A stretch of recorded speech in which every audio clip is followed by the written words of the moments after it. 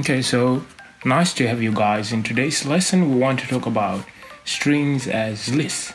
Let's ask these questions. The first question we want to ask is, what is a string? Okay, so a string is just a collection of characters surrounded by quotation marks. For instance, let's say I have a name here and I want to give it a string value, so I have to put quotation marks first, and then I can write 1, 2, 3, 4, 5, 6. For as long as these numbers are surrounded by quotation marks, they are a string. I could also give it my name, like Sadson.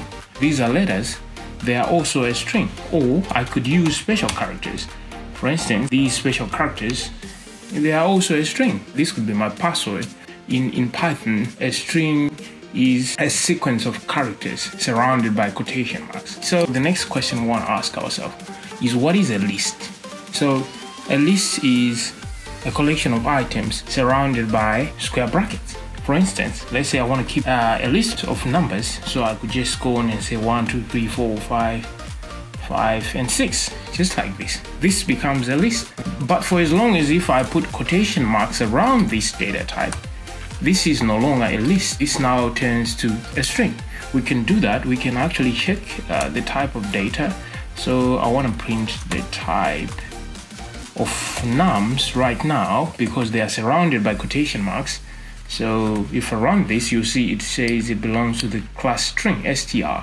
But if I'm to remove these and remain with the square brackets, right now if I'm to run this, you will see down here it changes to say this is now a list. So another thing to note about lists and strings, as you guys can see down here, I have a list of numbers. So the elements or the items in a list, they are separated by commas. So you have to use commas to separate these items.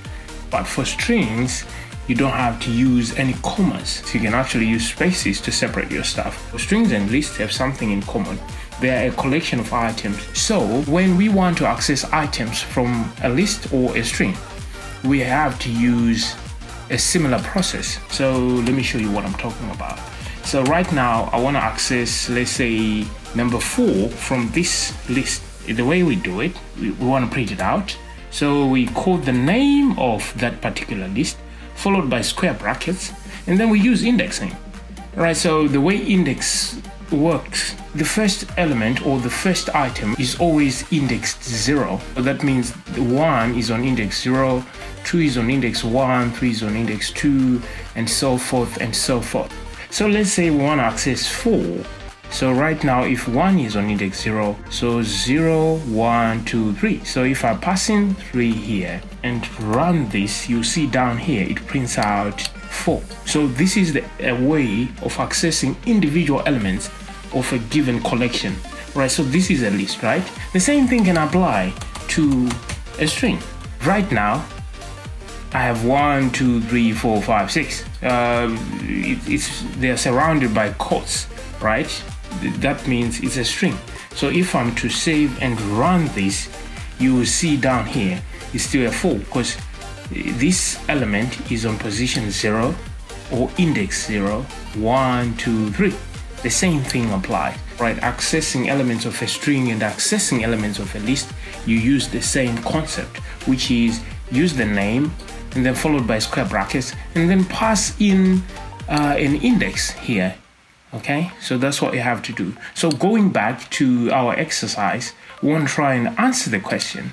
Okay, so what is the output of this code?